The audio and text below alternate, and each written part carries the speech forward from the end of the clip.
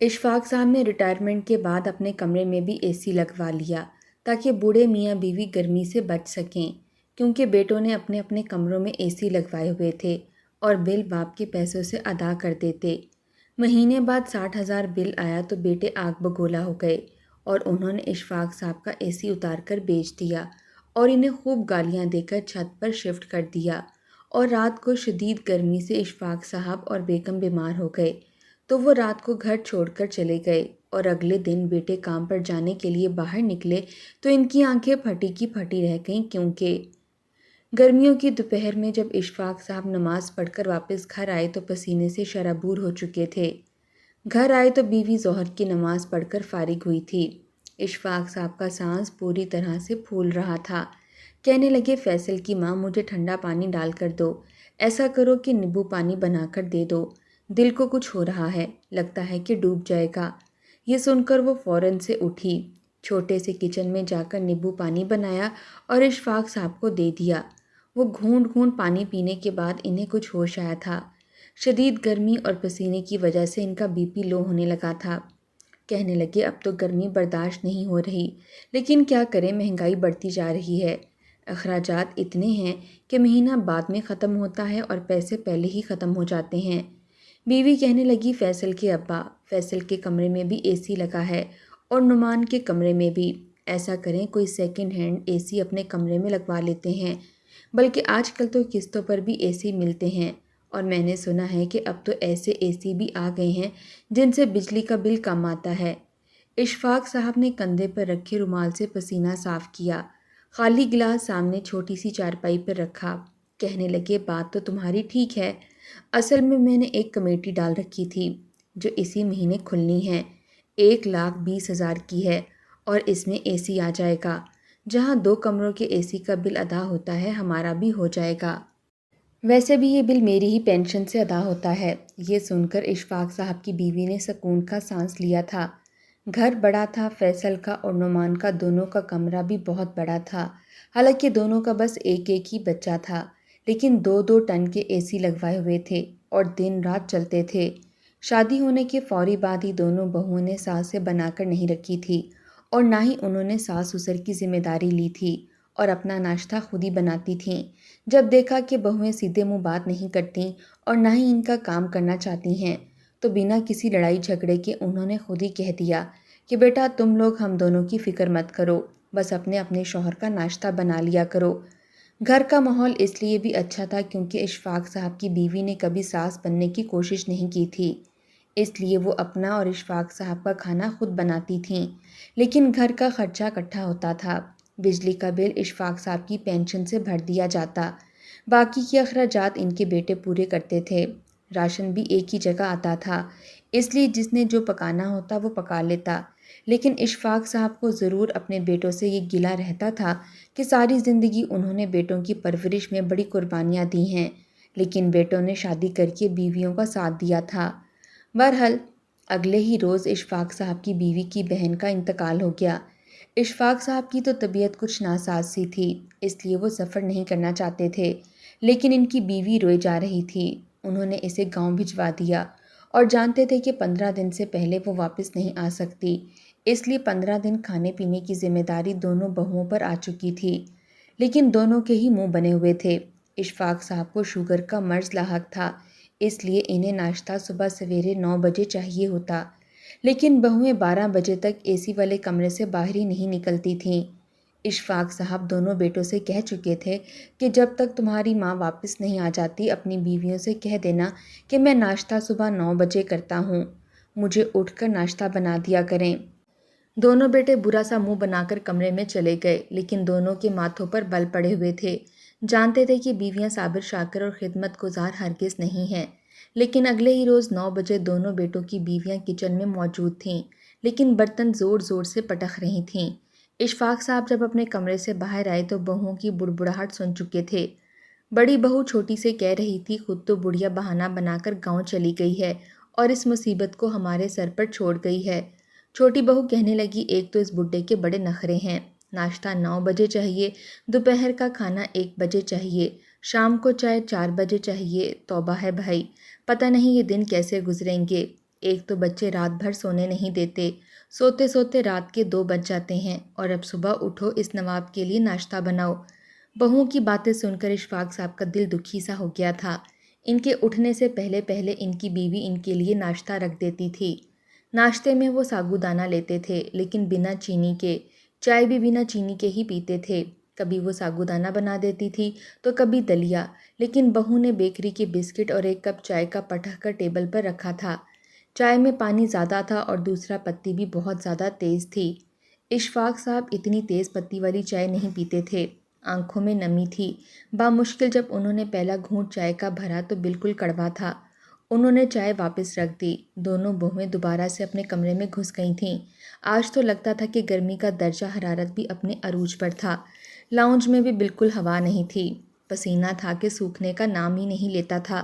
حالانکہ اشفاق صاحب ابھی نہا کر باہر آئے تھے، لیکن پھر بھی پسینے سے شرابور تھے۔ اس پر یہ کالی کڑوی چائے ایک گھونٹ نے ہی منہ کا ذائقہ کڑوا کر دیا تھا۔ انہوں نے اپنی آنکھوں میں آنے والی نمی کو صاف کیا اور اٹھ کر کچن میں چلے گئے۔ جا کر دیکھا تو پورا کچن بکھرا پڑا تھا۔ حالانکہ ان کی بیوی بہت نفیس اور صفائی پسند تھی۔ رات کو یہ بھی نہیں دیکھتی تھی کہ برتن بہوؤں کے ہیں یا اپنے۔ کچن پورا صاف کر کے پھر ہی کمرے میں آتی تھی۔ کسی بات پر بہوؤں سے جھگڑا نہیں کرتی تھی۔ بہوؤں کا جی چاہتا کام کرتی، نہیں جی چاہتا نہیں کرتی۔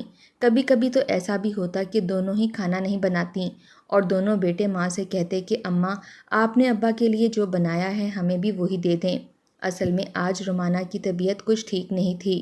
دوسرا کہنے لگا فائزہ بھی بیمار ہے، وہ بیچاری چپ کر کے بچوں کو بھی کھانا کھلا دیتی، تازی روٹی بنا کر دیتی۔ ساری زندگی اس نے اشفاق صاحب کو تازی روٹی ہی پکا کر دی تھی، تازہ کھانا دیتی تھی۔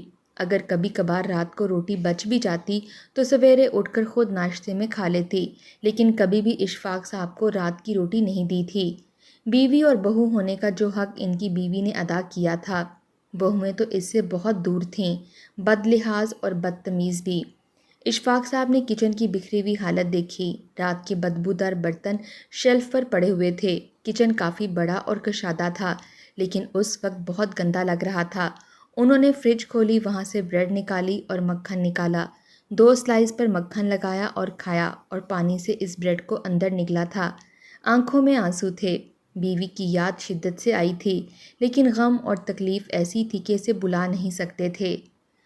دوپہر کا کھانا بھی انہیں باسی دیا گیا تھا۔ رات کی سوکھی روٹی اور پچھلی رات کا سالن تھا۔ ایک تو گرمی کی شدت عروج پر تھی، دوسرا لوڈ شیڈنگ بھی بہت زیادہ ہونے لگی تھی، اس لیے گرمی کی وجہ سے فریج نے کام کرنا چھوڑ دیا تھا۔ سالن خراب ہو چکا تھا، اس سے بدبو سی اٹھ رہی تھی۔ اشفاق صاحب یہ سوچ رہے تھے کہ آج تک ان 30 سالوں میں ان کی بیوی نے کبھی انہیں باسی روٹی تک نہیں کھلائی تھی، اور باسی سالن دیکھ کر اور اس سے اٹھنے والی بدبو سونگھ کر ان کا جی خراب ہوا تھا۔ انہوں نے روٹی وہیں چھوڑ دی۔ اپنی بہو سے کہنے لگے کہ مجھے بس 1 گلاس دودھ دے دو۔ کہنے لگی ایک تو ابا جی آپ کے نخرے بڑے ہیں، ابھی میں نے روٹی سالن دیا اور آپ کو اب دودھ یاد آ گیا۔ اشفاق صاحب کو یہ سن کر بڑا غصہ آ گیا۔ کہنے لگے اپنے باپ کو ایسا کھانا کھلاتی تھی کیا؟ سالن سونگھ کر دیکھو کتنی بدبو اٹھ رہی ہے، اور روٹی بھی رات کی دی ہے۔ حالانکہ اشفاق صاحب کی بیوی کہہ کر گئی تھی کہ بہوؤں سے زیادہ الجھیے گا مت، لیکن اشفاق صاحب کا ضبط یہیں تک تھا۔ یہ سن کر تو بڑی بہو کا منہ پھول گیا، غصے سے لال پیلی ہوئی تھی۔ کہنے لگی ایسا کریں اماں جی کو بلا لیں، آپ کو تو وہی سنبھال سکتی ہیں، کیا مصیبت ہے، کبھی یہ نہیں کھانا کبھی وہ نہیں کھانا۔ اچھا بھلا سالن ہے، لیکن بدبو آ رہی ہے۔ نخرے تو دیکھو، جیسے کہ سارے گھر کا خرچہ انہوں نے اٹھا رکھا ہے۔ بڑی بہو نے بنا لحاظ رکھے بڑی باتیں سنائی تھیں۔ بہرحال وہ اپنے کمرے میں چلی گئی۔ پوتا دروازے پر کھڑا یہ سب دیکھ رہا تھا۔ اس وقت 7 سال کی عمر کا تھا۔ اشفاق صاحب نے اپنی آنکھوں میں آنے والے آنسوؤں کو صاف کیا تھا۔ وہ جلدی سے کچن میں گیا، شیشے کا گلاس لیا، پھر فریج سے دودھ نکالا اور دودھ ڈال کر اپنے دادا کے سامنے رکھ دیا۔ کہنے لگا دادا ابا یہ پی لیں۔ پوتے کو دیکھ کر اشفاق صاحب کو اس پر بڑا پیار آیا تھا۔ اسے پکڑ کر گود میں بٹھا لیا، چومنے لگے۔ کہنے لگے تو میرا خون ہے نا، اس لیے تیرے اندر برداشت نہیں ہوا کہ دادا بھوکا نہ رہ جائے۔ وہ بھی دادے کے سینے کے ساتھ لگ گیا۔ کہنے لگا آپ فکر نہ کریں، جب اماں بوڑھی ہو جائے گی نا تو میں بھی اپنی بیوی سے کہوں گا اماں کو باسی کھانا دے۔ اس نے آنکھ دباتے ہوئے یہ کہا تھا، جیسے اپنے دادا کو راضی کرنا چاہتا ہو۔ بے اختیار اشفاق صاحب کے چہرے پر مسکراہٹ پھیلی تھی۔ بچوں کی باتیں ہی ایسی ہوتی ہیں کہ انسان کو بہلا دیتی ہیں۔ رات کو بیٹے بھی آ گئے تھے۔ کھانا ٹیبل پر لگا تو عجیب سا سالن تھا۔ حالانکہ چکن اور آلو کا شوربہ بنایا تھا، لیکن شوربے میں پیاز تیرتے ہوئے نظر آ رہے تھے۔ اشفاق صاحب تو دیکھ کر ہی بھڑک اٹھے، کہنے لگے ایسے بناتے ہیں کھانا؟ کہنے لگے فیصل تم یہ دیکھ رہے ہو، ٹماٹر اور پیاز الگ تیرتے نظر آ رہے ہیں۔ تمہاری ماں نے کبھی اس طرح کا کھانا کھلایا ہے تم لوگوں کو؟ ارے عورت کے نام پر دھبا ہیں تمہاری بیویاں، انہیں کوئی سلیقہ طریقہ نہیں آتا۔ فیصل کہنے لگا اتنا بھی برا نہیں بنا۔ اس نے وہی سالن اپنی پلیٹ میں ڈالا اور بیٹے کے ساتھ کھانے لگا۔ کہنے لگا اگر اماں کو کھانا اچھا پکانا آتا تھا تو گھر صاف ستھرا رکھنا آتا تھا، وہ تو پڑھی لکھی نہیں تھیں۔ ابا یہ تو آج کل کی لڑکیاں ہیں، اعلیٰ تعلیم حاصل کر لیں یا پھر گھر کے کام اور سلیقہ طریقہ سیکھ لیں، ہم بھی تو گزارا کر ہی رہے ہیں نا۔ اشفاق صاحب کہنے لگے یہ اچھی تعلیم ہے جو نہ سسر کے سامنے زبان درازی سے روکتی ہے اور نہ ہی طریقہ سلیقہ سکھاتے ہیں۔ اس سے تو تمہاری ان پڑھ ماں ہی اچھی تھی۔ آج تک کبھی اس نے میرے ماں باپ کے سامنے اف تک نہیں کیا اور نہ ہی کبھی مجھے ایسا کھانا کھلایا ہے۔ شادی سے پہلے تو تم لوگوں کے بڑے نخرے تھے، ذرا سا سالن میں نمک مرچ تمہاری ماں سے کم زیادہ ہو جاتا تھا تو تم دھاڑتے ہوئے کہتے تھے کہ اماں یہ کیا کر دیا، تھکے ہوئے آتے ہیں، کھانا تو ٹھیک سے دیا کریں، اور یہ کھانا تم لوگوں کو کوئی تکلیف نہیں دیتا، تم لوگ بڑے آرام سے کھا رہے ہو۔ یہ کہہ کر وہ ٹیبل سے کرسی پیچھے کر کر کھڑے ہو گئے۔ کہنے لگے فیصل کھانا کھانے کے بعد مجھے بازار سے دہی لا دو، میں دہی کے ساتھ روٹی کھا لوں گا۔ فیصل کہنے لگا ٹھیک ہے، میں کھانا کھانے کے بعد آپ کو دہی لا دیتا ہوں، اور بھی کچھ چاہیے تو ابھی بتا دیں۔ کہنے لگے صبح ناشتے میں مجھے ڈبل روٹی اور سادہ دودھ چاہیے۔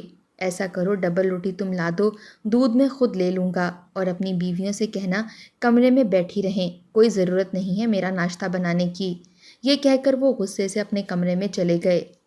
24 گھنٹے ہوئے تھے ان کی بیوی کو میکے گئے ہوئے، لیکن ان کا یہ حال تھا کہ مجبوراً بیوی کو فون کرنا پڑا۔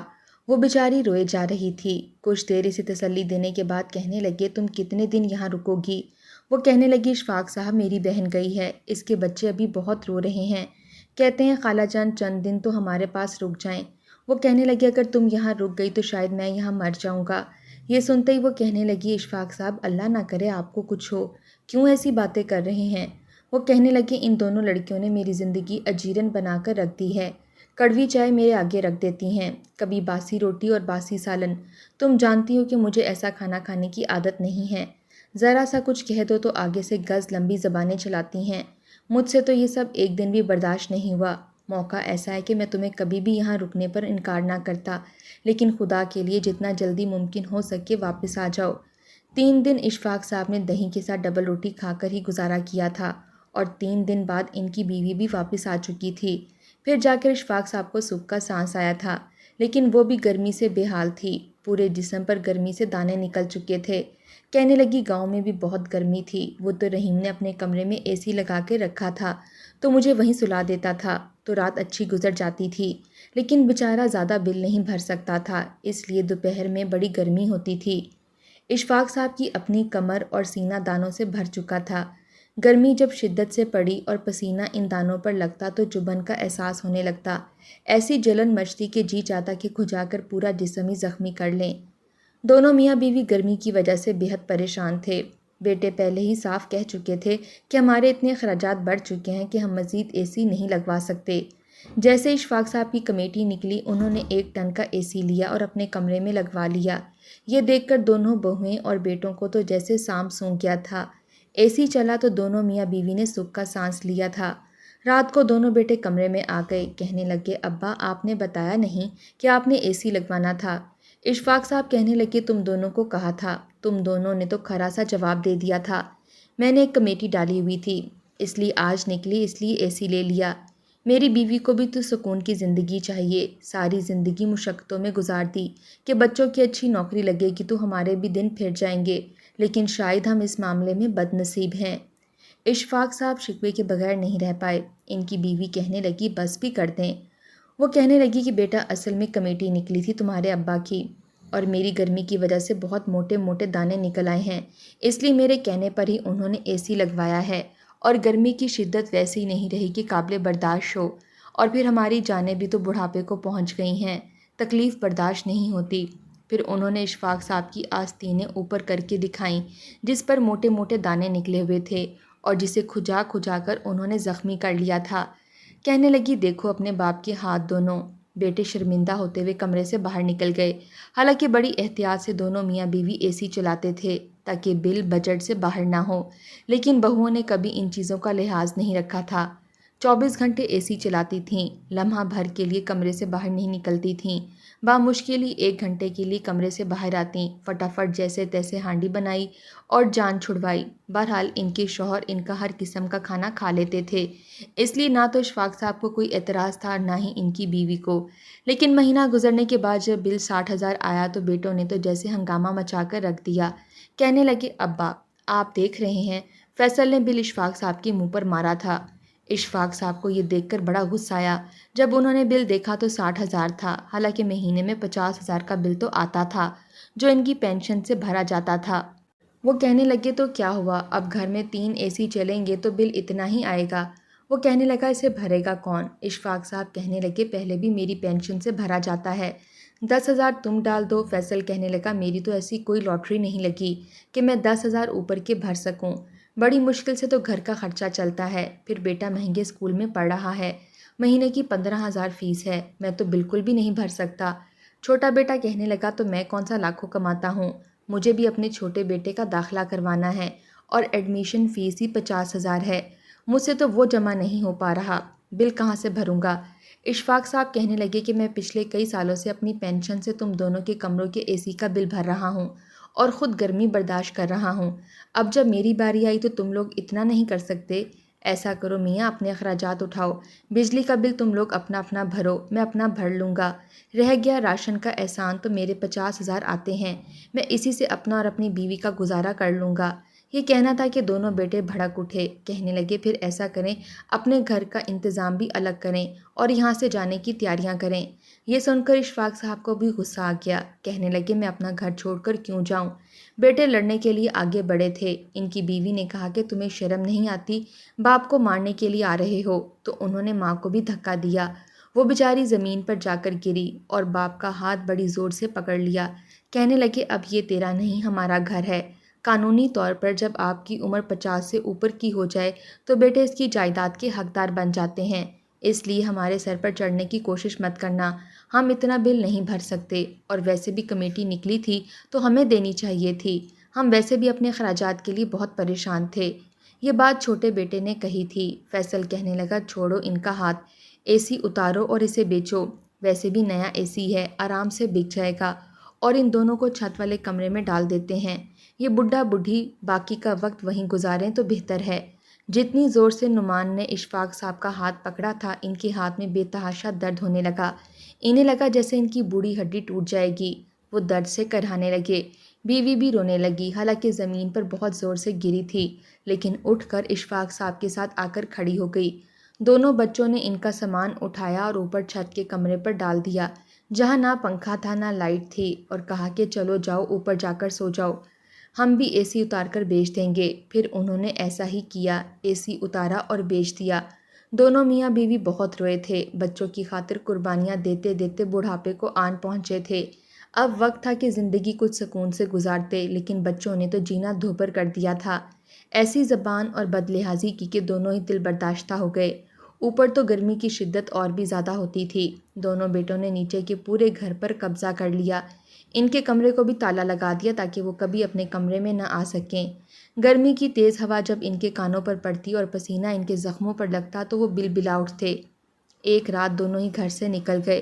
جب دونوں بیٹوں نے دیکھا کہ ماں باپ گھر سے جا چکے ہیں تو انہیں کوئی بھی فرق نہیں پڑا تھا، بلکہ انہوں نے تو خوشی منائی تھی کہ پورے گھر پر قبضہ بھی اب ان کا ہوگا، اور ماں باپ خود ہی گھر سے نکل گئے۔ لیکن اگلے روز جب دونوں آفس جانے کے لیے تیار ہوئے اور گھر سے باہر نکلے اور اپنے آفس پہنچے تو ان کے باس نے ان دونوں کو نوکری سے فارغ کر دیا۔ نعمان کے باس نے کہا کہ تم نے میری بہت ہی خاص فائل گم کر دی ہے جس سے مجھے لاکھوں کا نقصان ہوا ہے اور میں تمہیں نوکری سے نکالتا ہوں۔ فیصل کے باس نے کہا کہ میں نے تمہیں پیسوں کی ہیرا پھیری کرتے دیکھا ہے، تم اپنے آرڈر الگ سے لاتے ہو اور مال میری فیکٹری میں تیار کرواتے ہو اور الگ سے ان کو بیچتے ہو، اور ایسی چوری وہ کر رہا تھا تاکہ اسے الگ سے آمدنی مل سکے، کیونکہ بیوی اور بچوں کے اخراجات بڑھتے ہی جا رہے تھے۔ اس کی بیوی کی فرمائشیں بہت زیادہ تھیں، اس وجہ سے دونوں کو ہی نوکری سے ہاتھ دھونا پڑا، اور پھر جب ماں باپ کا دل دکھایا تھا تو یہ وقت تو دیکھنا ہی تھا۔ دونوں روتے دھوتے واپس آئے تھے۔ جب بیویوں کو یہ پتہ چلا تو وہ بھی پریشان ہو گئیں۔ تب انہوں نے اپنی بیویوں کو گالیاں نکالی کہ تم لوگوں کی وجہ سے ہم نے اپنے ماں باپ کو گھر سے باہر نکلنے پر مجبور کر دیا، اور آج ہم اس حال میں آ چکے ہیں کہ شاید ہمیں فاقے کاٹنے پڑیں گے۔ اشفاق صاحب اور ان کی بیوی دونوں میاں بیوی گاؤں جا چکے تھے۔ اشفاق صاحب کی بیوی کی جس بہن کا انتقال ہوا تھا، اس کا بیٹا رحیم بہت اچھا تھا۔ ان دونوں میاں بیوی نے اشفاق صاحب ان کی بیوی کو بخوشی اپنے گھر میں رکھ لیا۔ ان کی بہت خدمت بھی کرتے تھے اور انہیں اے سی والے کمرے میں بھی سلاتے تھے۔ اشفاق صاحب نے دوبارہ شہر کا رخ نہیں کیا تھا، لیکن اپنے دل سے اپنے بچوں کے لیے بد دعا ہی نکلتی تھی۔ دونوں کے حالات اس قدر خراب ہو گئے تھے کہ گھر تک بیچ کر کھا چکے تھے، یہاں تک کہ اپنی اپنی بیویوں کے میکے میں رہنے لگے تھے، اور ہمیشہ ان کے طعنے تشنی سننے کو ملتے۔ ماں باپ کی نافرمانی کا یہی انجام ہوتا ہے۔